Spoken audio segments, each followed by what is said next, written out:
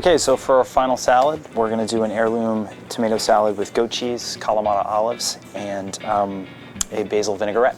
Pretty similar to the one earlier. So we're going to have our beautiful wedges of heirloom tomatoes here, right into a mixing bowl. And we have some smaller heirloom tomatoes that I've cut into quarters. It's going to make a nice contrast for the salad. Nice textures, difference in size, things like that. So those are going to go right in. That's about a pint of heirloom tomatoes. Next, we're going to add our Kalamata olives. And you can use any kind of olives you want. If you have Niçoise olives or green olives, anything that's to your taste.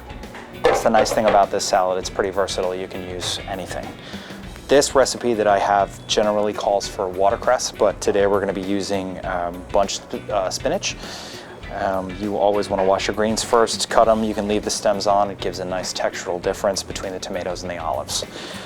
So the greens are going to go in.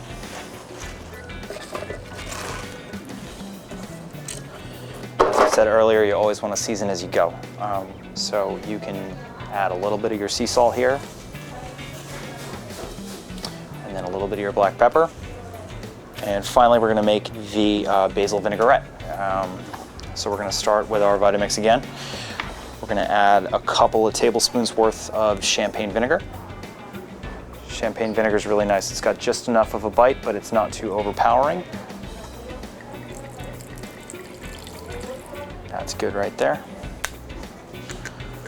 And again, with any emulsion, you always want to start with your acid first and the rest of your ingredients, and add your olive oil as you're blending. Next, we're going to add our basil. This is about I'd say about 3/4 of a cup of packed basil, fresh basil leaves. And add them right in there. And generally, when you make a vinaigrette with fresh herbs, it has a tendency to turn brown from the heat from the blender. But what's nice about the champagne vinegar, or any acid really that you decide to use, is that it's going to keep everything nice and bright green. Okay, we're going to season really quickly. Just a touch of salt. And a touch more black pepper. And we're going to put our lid on. I'm going to start up. This is a really light, really simple vinaigrette. Now we're going to add our olive oil.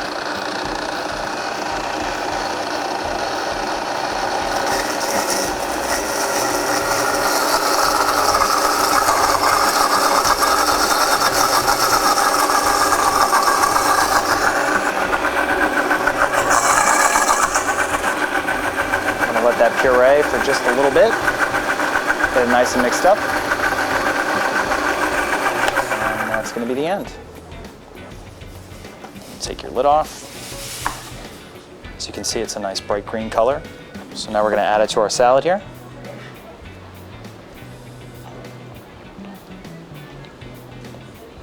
It's just a really fresh vinaigrette, super simple. It's going to complement all the ingredients and kind of just bind everything together. And again, I'm wearing gloves, so you can mix by hand. If you don't have gloves, you can use a spoon. Okay, and we have our nice serving dish over here, so we're just going to transfer that by hand over here. If you want to get a little fancy with it, you can always put the greens down on a plate first, and then spoon your salad over that and add your dressing as you go. But this works really great in a family-style setting. Just kind of gives everybody a shot at a little bit of everything. You want to add your extra vinaigrette on top.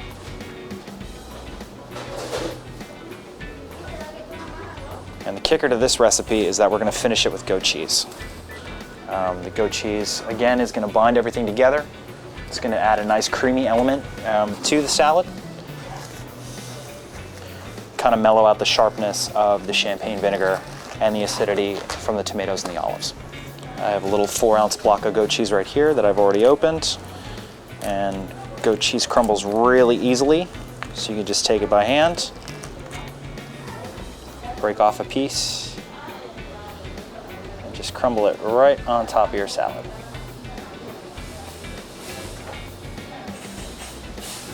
It's a nice break in color for everything, and again, it provides that creamy element that maybe you might be looking for in your salad.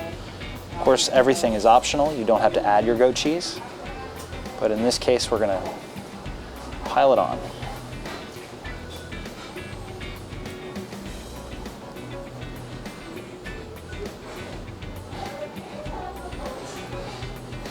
That's it. That's your heirloom tomato salad with basil vinaigrette. Thank you.